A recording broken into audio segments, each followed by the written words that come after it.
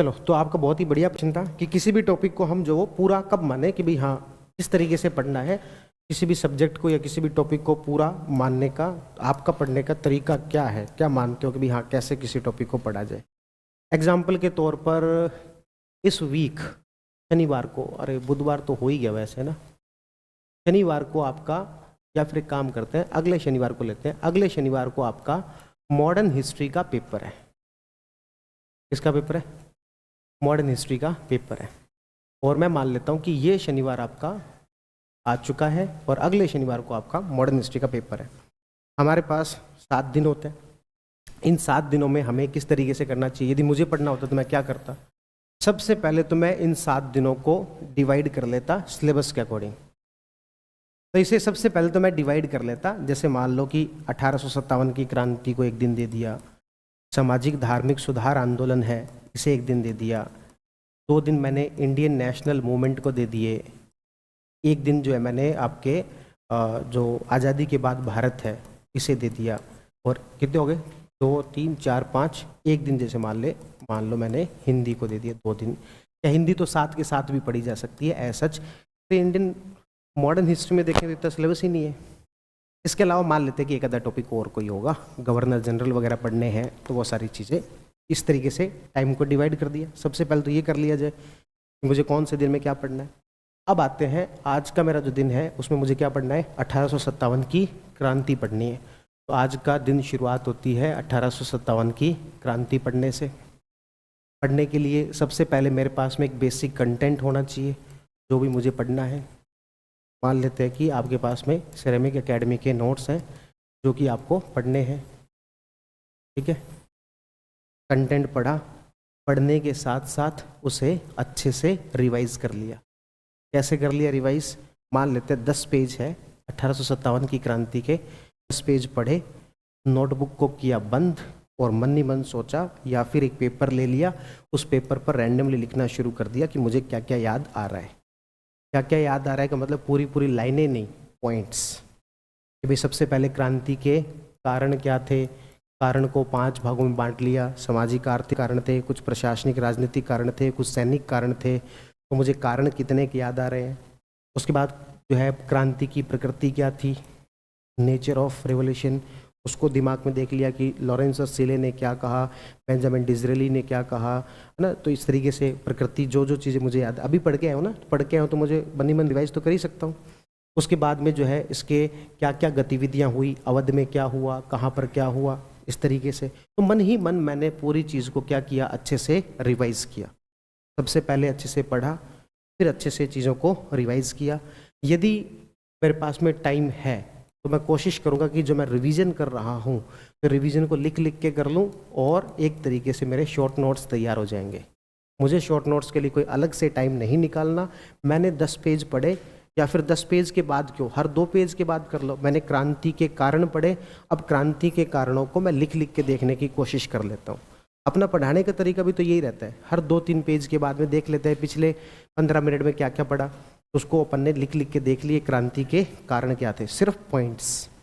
और जो सिर्फ पॉइंट्स लिखते जा रहे हो वही आपके क्या बनते जा रहे हैं, शॉर्ट नोट्स। अगली बार जब आपको रिवीजन करना है तो केवल किस चीज़ को पढ़ने से काम चल जाएगा, इन्हीं को काम चल जाएगा जो आपने रिवीजन के समय केवल रिवीजन पर्पस से लिखे। क्योंकि जो आपने पहले जो पढ़ा था वो तो पूरी पूरी लाइनें थी। इस पूरी पूरी लाइनों में जो आपको याद रखने वाली चीज़ थी वो तो आपने शॉर्ट के रूप में लिख ली। एक तरीके से रिवीजन भी हो गया, एक तरीके से शॉर्ट नोट्स भी बन गए। 10 पेज पढ़े मैंने, 10 पेज को 5 भागों में बांट दिया, पहले 2 पेज, फिर 2 पेज, फिर 2 पेज, फिर 2 पेज। एक एक घंटे में भी 2-2 पेज पढ़े और उसको साथ के साथ मैंने रिवाइज कर लिया, ठीक है। ये सारा काम मेरा अच्छे से हो गया। अब मैं क्या करता हूँ कि इसके PYQ देख लेता हूँ। पहले तो ऑब्जेक्टिव देख लेते हैं और फिर सब्जेक्टिव देख लेते हैं। ऑब्जेक्टिव PYQ मैंने देखे कि इस बुक में मुझे लगभग 50 क्वेश्चन दिए हुए हैं। इन 50 में से देखे कि भाई कितने मेरे हो रहे हैं, फटाफट उसको करके देख लिया। क्योंकि ये मैं सारी प्रोसेस अभी क्यों कर रहा हूँ, क्योंकि मैंने अभी अभी पढ़ा है तो मुझे ज़्यादा टाइम नहीं लगेगा। 50 क्वेश्चन मुझे करने में जनरली 1 घंटा लगना चाहिए, क्योंकि मैंने अभी अभी पढ़ा है। मुश्किल से 40 मिनट लगेंगे। लेकिन इस 40 मिनट में क्या हुआ, इस 40 मिनट में एक तो मेरे 50 क्वेश्चन की प्रैक्टिस हो गई, एक मुझे ये पता लग गया कि ये 2 क्वेश्चन एक्स्ट्रा पूछे हुए हैं जो नोट्स में नहीं है, उसको मैंने नोट्स के अंदर ऐड कर लिया। एक मुझे ये पता लग गया कि कौन से एग्जाम में किस तरीके की डेप्थ पूछी जा रही है, आजकल आरपीसी का पैटर्न क्या है, 2011 में कैसे क्वेश्चन पूछे जा रहे थे और 25 में कैसे पूछे जा रहे हैं, तो मुझे उसकी डेप्थ भी पता लग गई। तो 50 क्वेश्चन की मेरी प्रैक्टिस भी हो गई। इस तरीके से मैंने ऑब्जेक्टिव क्वेश्चन देख लिए। अब मैं देखता हूँ कि इससे सब्जेक्टिव क्वेश्चन कौन से पूछे हुए हैं। सब्जेक्टिव क्वेश्चन भी आपको दे रखे हैं, साथ के साथ पॉलिटी के भी दे रखे हैं और हिस्ट्री के भी तैयार कर रखे हैं। तो मैंने सब्जेक्टिव क्वेश्चन देखे। सब्जेक्टिव क्वेश्चन क्या मुझे लिखने? नहीं, आप क्वेश्चन पढ़ो और आप देखो कि इसमें से यदि मुझे लिखना होता तो क्या मैं इसका आंसर लिख पाता, और माइंड के अंदर उसका आंसर फ्रेम कर लो कि अच्छा ये है, उसके बाद में ये लिखा जा सकता है। कारण है तो कारण तो नोट्स में सीधे सीधे लिखे ही हुए, अभी तो पढ़े, उसको लिखने की आवश्यकता नहीं है। हाँ, बिल्कुल ही कोई यूनिक सा क्वेश्चन हो तो आपको लगे कि यार इससे लिखना थोड़ा सा चैलेंजिंग होगा, उसे लिख के देख लो बस। 1857 की क्रांति के नोट्स पढ़ने के बाद आप जब सारे सब्जेक्टिव क्वेश्चन देखोगे, मान लेते हैं कि 15 क्वेश्चन है, 15 में मुश्किल से 2 क्वेश्चन आपको ऐसे लगेंगे कि इसका आंसर लिख के देख लिया जाना चाहिए बस, या फिर इसका आंसर गूगल करके देख लेना चाहिए, चैट जीपीटी से देख लेना चाहिए, ग्रोक से देख लेना चाहिए। केवल 2 क्वेश्चन में ऐसा लगेगा। ऑब्जेक्टिव क्वेश्चन जब आप देखेंगे 50, क्योंकि अभी भी ताज़ा ताज़ा पढ़ा है, 50 में से कम 40 क्वेश्चन तो ऐसे होंगे जो आपको लगेगा कि ये मैगजीन में डाले ही क्यों है, नोट्स पे लिख के दे तो दिए थे। 10 से क्वेश्चन ऐसे आएंगे जो आपको लगेंगे कि हाँ अच्छे क्वेश्चन है। उन 10 से क्वेश्चन पर साथ के साथ क्या कर लिया जाए, स्टार मार्क कर लिया जाए। क्यों? ताकि जब अगली बार रिवीजन कर रहे होंगे तो हम कौन से क्वेश्चन देखना चाहेंगे? क्या वापस 50 के 50 देखना चाहेंगे? नहीं, जो अच्छे क्वेश्चन है सिर्फ उसी को देखेंगे। तो अच्छे क्वेश्चन कौन से हैं? ये 10 क्वेश्चन अच्छे हैं तो सिर्फ उसी को देखेंगे। यही सेम काम हर सब्जेक्ट में किया जाए। पॉलिटी है, पॉलिटी में आज मैंने पूरी पार्लियामेंट पढ़नी है तो पार्लियामेंट को पढ़ लिया, फिर दिमाग के अंदर देख लिया कि हाँ ये पढ़ा था, ये पढ़ा था, ये पढ़ा था। उसके बाद में पार्लियामेंट के क्वेश्चंस कर लिए फटाफट। क्यों? क्योंकि ज़्यादा टाइम इसलिए नहीं लगेगा क्योंकि अभी अभी ताज़ा ताज़ा पढ़ के आए हैं। इसलिए मैंने कहा पहले रिवाइज कर लो मन ही मन, उसके बाद क्वेश्चन करो, क्योंकि ये रिवाइज मन ही मन कर लिया तो आपको यहाँ पर टाइम बच जाएगा। और इसमें से कौन से क्वेश्चन जो है अच्छे क्वेश्चन है, जो आपसे उस समय में नहीं हो पा रहे थे, उसको साथ के साथ स्टार मार्क कर लिया। अब मैं ये मानता हूँ कि मुझे 4 महीने बाद वापस 1857 की क्रांति पढ़नी है। 4 महीने बाद मेरा वापस इस सब्जेक्ट के रिवीजन का टाइम आया, तो मेरा कहाँ कहाँ पर क्या क्या टाइम बचेगा और कहाँ पर एक्स्ट्रा लगेगा। पहली बात, यदि मैं इसको पहले अच्छे से पढ़ के गया था और रिवीजन के बहाने शॉर्ट नोट्स बना लिए थे तो मेरा वहाँ पर टाइम बच गया। हो सकता है कि मैं सिर्फ इसी को पढ़ लूँ तब भी मुझे कुछ चीज़ें याद आ जाए, और जो चीज़ें याद नहीं आ रही तो उसको मूल नोट से तो देख ही सकते हैं, वो तो अपने पास में ही है, उससे तो देख ही सकते हैं। इस तरीके से जो है आपका यहाँ पर टाइम बच गया। फिर उसके बाद मैंने देखे क्वेश्चंस में मैंने देखा कि मैं कुछ एक क्वेश्चन को क्या लगा के गया था, स्टार मार्क। सबसे पहले तो मैं इसी को देख लेता हूँ। हाँ, ये क्वेश्चन मुझे अच्छे लगे थे, चैलेंजिंग लगे थे, इनको देख लिया तो मतलब बाकी क्वेश्चन में तो कोई खास बात है ही नहीं। ऐसे ही सब्जेक्टिव क्वेश्चन में मैंने 15 क्वेश्चन थे, उसमें से 2 या 3 क्वेश्चन लिखने की कोशिश की थी जो चैलेंजिंग लगे थे, जो अच्छे क्वेश्चन थे, उसको देख लिया तो बाकी में तो कोई दिक्कत है ही नहीं। बस इसी तरीके से काम जो अपना किया जाए। और फिर जो है शाम को सोते समय में कोई आपको दिमाग पे लोड नहीं लेना, केवल जब सोने लगो सारी कॉपी किताबें रख चुके हो, बेड पर लेट चुके हो, तो एक बार दिमाग में घुमा लो कि आज के दिन में अपन ने क्या क्या पढ़ा और कल का अपना टारगेट क्या है। रात को सोने से पहले अगले दिन का टारगेट आपके दिमाग में फिक्स होना चाहिए, क्या होना चाहिए। सामान्यतः एक स्टूडेंट क्या गलती करता है, रात को वो सो गया, उसे ये तक तय नहीं है कि कल क्या पढ़ना है। वो सुबह उठता है, पहली बात तो उसके उठने का टाइम तय नहीं है। क्यों नहीं है? क्योंकि दिन का कोई टारगेट ही तय नहीं है, तो उठने के टाइम से क्या फ़र्क पड़ता है। मैं 6 बजे की बजाय 8 बजे उठ रहा हूँ तो मुझे क्या फ़र्क पड़ता है, तो मुझे यही नहीं पता कि मुझे कल कितना काम क्या करना है, क्या क्या काम करना है, तो क्या फ़र्क पड़ता है। अब मुझे यदि पहले से तय है कि मुझे 11 बजे मेंस वालों की डिस्कशन क्लास लेनी है, 3 बजे मुझे इंटरव्यू गाइडेंस सेशन लेना है, और मुझे 5 बजे जो है वो ईआरओ के अंदर पॉलिटी क्लास लेनी है, और उसके बाद मुझे रात को 9 बजे करंट अफेयर की क्लास लेनी है। मेरा दिल जो पूरा यदि तय है तो मैं उसी हिसाब से उठूंगा ना कि सुबह 7 बजे उठ गए, 7 बजे से लेकर 8-9 बजे तक इंटरव्यू सेशन वालों के नोट्स तैयार कर लिए, फिर मेंस वालों के कर लिए, फिर थोड़ा करंट पढ़ लिया, और फिर उसके बाद में लगातार सेशंस लेने हैं। तो यदि मेरा कल का दिन तय है तो मेरे आज के दिन की प्रोडक्टिविटी आएगी, अदरवाइज प्रोडक्टिविटी नहीं आएगी। तो आपका कल यदि तय है कि सामाजिक धार्मिक सुधार आंदोलन पूरा पढ़ना है, उसके PYQ देखने हैं, उसको रिवीजन भी साथ के साथ करना है, तो आप सुबह जल्दी उठोगे कि भाई हाँ इतने बजे मेरा दिन शुरू हो जाना चाहिए, और दिन को भी 3 से 4 हिस्सों के अंदर डिवाइड कर लोगे, इतने बजे तक ये हो जाए। जैसे मान लो यही था कि 1857 की क्रांति वाला काम है, इसमें मैं साथ के साथ ही तय कर लूँ कि 1857 की क्रांति, यदि मैं सुबह 7 बजे उठता हूँ तो लगभग 10, 11, 12 बजे तक मैं ये पूरा अच्छे से पढ़ पाऊँ। फिर जो मैं उसको अच्छे से रिवीजन करने का टाइम, और इस चीज़ों को आपस में लिंक करो। जैसे रिवीजन करने का टाइम है तो जब घर पर अपन जब जा रहे हैं डिनर के लिए, लंच के लिए जा रहे हैं, उस दौरान आते जाते समय को भी यूज़ कर लेंगे, उस दौरान जो अपन रिवाइज कर लेंगे चीज़ों, या फिर जाने से थोड़ी देर पहले का समय निकाल लो, आते ही थोड़ी देर वापस जो उसको रिवाइज कर लिया। तो साथ के साथ शॉर्ट नोट्स बन सकते तो बना लिए, अदरवाइज कोई बात नहीं।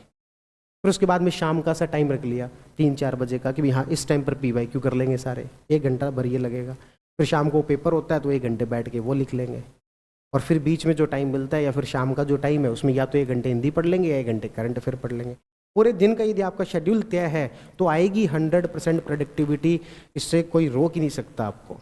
यदि किसी को लगता है कि मेरा तो पूरे दिन इसी तरीके से निकल जाता है और शाम होते होते मुझे कुछ यही नहीं पता लगता कि मैंने क्या पढ़ा, क्या नहीं पढ़ा, क्या याद हुआ, क्या याद नहीं हुआ, तो इसका मतलब सिर्फ 2 गलतियां हैं जो आप कर रहे हो।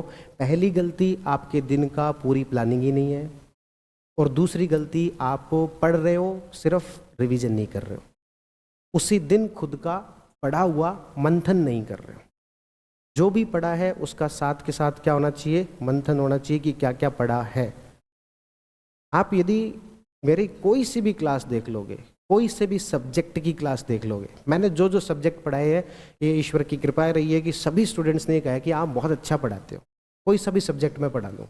उसका सिर्फ और सिर्फ एक रीज़न है, किसी को भविष्य में टीचिंग करनी हो तो वो भी ये बात जो ध्यान से सुन, सिर्फ और सिर्फ एक ही तरीका है, एक ही कारण है, वो ये कि हर 15 या 20 मिनट बाद मैं ये बताता हूँ कि पिछले 15-20 मिनट में अपन ने क्या क्या पढ़ा है, और आपके दिमाग को एक क्लैरिटी आ जाती है कि भाई हाँ भाई अपन ने ये बातें डिस्कस कर ली, और आपके दिमाग की एक प्रोसेसिंग जो है वो अपनी शुरुआत कर देता है, और आपको एक कॉन्फिडेंस आता है कि भाई हाँ भाई इतना हमने पढ़ लिया।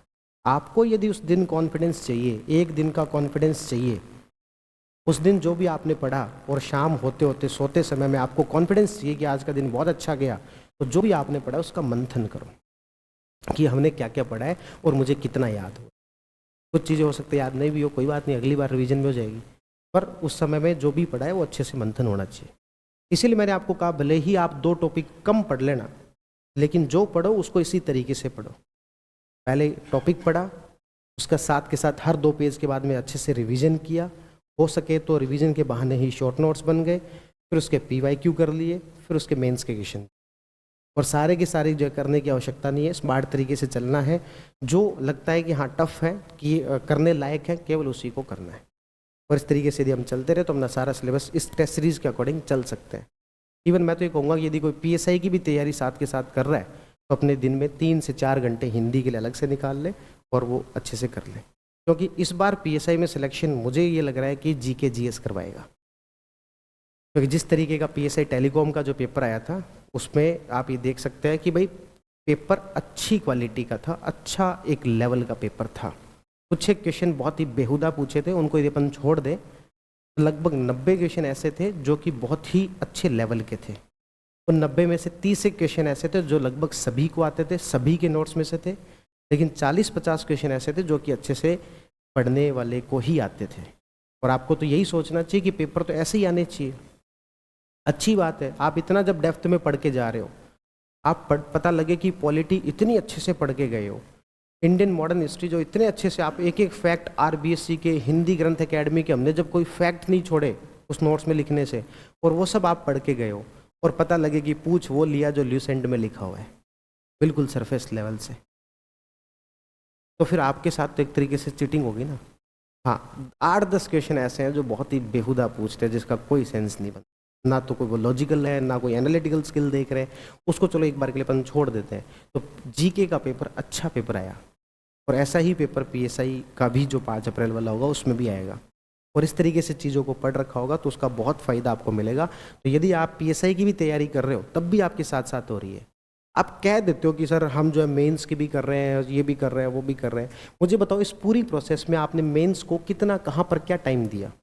क्या आपको ये वाला काम जो रिवीजन वाला काम था, क्या वो प्री या मेंस दोनों के लिए करना है कि नहीं करना? क्या आपको ये जो पढ़ने वाला काम है ये दोनों के लिए करना है कि नहीं करना? 1857 की क्रांति में प्री की यदि आप तैयारी कर रहे हो तो क्या छोड़ देंगे बताओ? क्या क्रांति के कारण छोड़ दोगे? इस भ्रम में मत रह जाना कि क्रांति के कारण छोड़ देते। कारणों से मैं 4 स्टेटमेंट दे के प्री का ऑब्जेक्टिव क्वेश्चन बना दूं, फिर इनमें से कौन सा कारण नहीं था? क्या क्रांति की प्रकृति छोड़ दोगे? क्या क्रांति की घटनाएं छोड़ दोगे? क्या क्रांति के परिणाम छोड़ दोगे? मुझे बताओ 1857 की क्रांति में कौन सा हिस्सा है जो कि आप छोड़ दो? कोई सा भी नहीं छोड़ सकते। तो आपकी जो तैयारी है वो प्री प्लस मेंस की ही हो रही है और प्री प्लस मेंस की ही तैयारी होती है। ये अलग अलग जो तैयारी को देखना कि प्री की तैयारी अलग, मेंस की तैयारी अलग, पीएसआई की तैयारी अलग, ये एक जो बचकानी बात है। हाँ, कुछ टॉपिक जरूर होते हैं, जैसे मान लेते हैं कि भाई पीएसआई के सिलेबस में मॉडर्न इंडियन हिस्ट्री 18वीं शताब्दी से है, जबकि आरएस प्री के सिलेबस में 19वीं शताब्दी से है। बस वो थोड़ा सा फर्क है कि वो जो ब्रिटिशर्स के बंगाल के साथ, पंजाब के साथ, उनके साथ जो संबंध रहे वो पीएसआई में तो पढ़ने हैं, लेकिन आरएस प्री के अंदर नहीं पढ़ने। उन टॉपिक का जरूर फर्क पड़ता है। बाकी इसके अलावा जो टॉपिक कॉमन है उसमें पीएसआई कर दे रहे हो, भले ही ईओआरओ दे रहे हो, भले ही आरएस प्री दे रहे हो, भले ही आरएस मेंस दे रहे हो, कोई फर्क नहीं है। आजकल आरपीएससी ने वो फर्क छोड़ा ही नहीं है। और आपका ये जो टाइम जा रहा है वो कॉमन तैयारी में जा रहा है। आप भले ही ये मान लो कि हम पीएसआई की तैयारी कर रहे हैं, भले ही ये मान लो आरएस प्री की कर रहे हैं, भले ही मान लो आरएस मेंस की कर रहे हैं। यदि आप अच्छे से कर रहे हो तो सबकी तैयारी आपकी एक साथ ही हो रही है। और इसमें आपने जो सिर्फ मेंस को टाइम दिया है वो केवल ये सब्जेक्टिव क्वेश्चन देखने में है।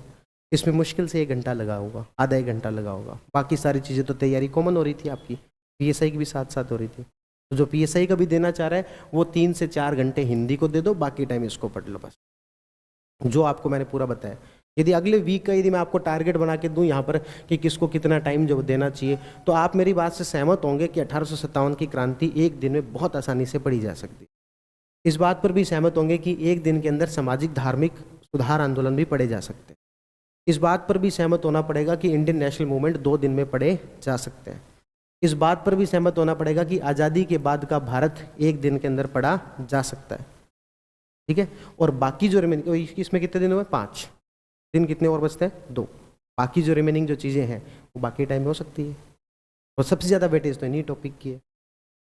तो इस तरीके से चीज़ों को लेके किया। अच्छा, फिर भी मान लेते हैं कि भाई फिर भी हमने चीज़ों को बहुत अच्छे से किया, गवर्नर जनरल नहीं कर पाए, कोई बात नहीं, नोट डाउन रखो कि गवर्नर जनरल नहीं कर पाए, लेकिन जो टॉपिक किए उनको बहुत अच्छे से किया। तो गवर्नर जनरल को जब हिस्ट्री का रिवीजन का पेपर आए, रिवीजन का पेपर कैसे? पहला और दूसरा पेपर है पॉलिटी का, तीसरा और चौथा पेपर है हिस्ट्री का, 5वां पेपर है इन चारों पेपर का रिवीजन पेपर। समय में कर लेना जो भी आपके टॉपिक बचे हुए उसको। पर उसके लिए शर्त क्या है? शर्त यह है कि इन चारों पेपर को अच्छे से पढ़ रखा था और जो टॉपिक नहीं पढ़ रखे थे वो अच्छे से मार्क किए हुए थे। यदि स्मार्ट तरीके से जो लगातार चलोगे और कंसिस्टेंसी के साथ पढ़ोगे तो सारी चीज़ हो जाएंगी। ठीक है ना।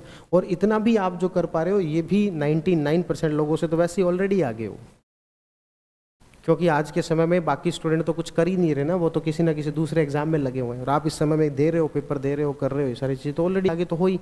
बस उस ऑलरेडी आगे होने को और अच्छी रैंक तक जो अपन पहुंचा पाए, ये अपना उद्देश्य है।